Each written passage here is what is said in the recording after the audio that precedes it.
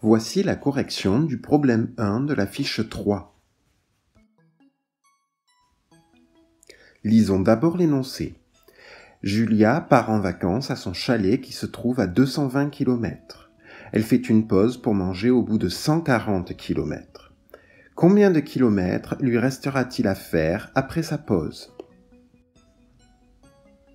Comme toujours, il faut bien repérer la question et la souligner en rouge. Ici, dans ce problème, nous cherchons à savoir combien de kilomètres lui restera-t-il à faire après sa pause. Cherchons maintenant les données qui vont nous être utiles pour résoudre ce problème. Il faut d'abord repérer la distance à laquelle le chalet se trouve, c'est-à-dire 220 km, et ensuite le fait que Julia fait une pause après 140 km.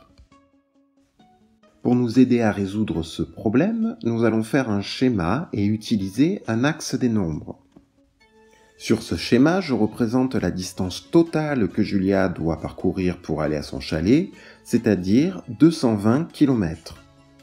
Je représente ensuite la distance qu'elle a parcourue avant sa pause, c'est-à-dire 140 km.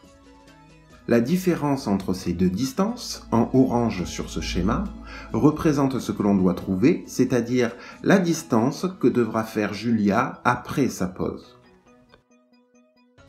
Pour le calcul, je fais donc la soustraction 220 moins 140, ou bien l'addition à trous 140 plus ce que je cherche est égal à 220. Et pour trouver la réponse, je peux m'aider du schéma, bien sûr.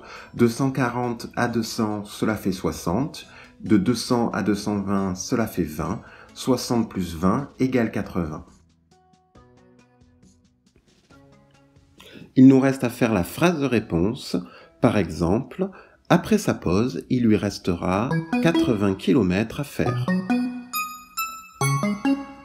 Et voilà, la correction de ce problème est maintenant terminée. À bientôt.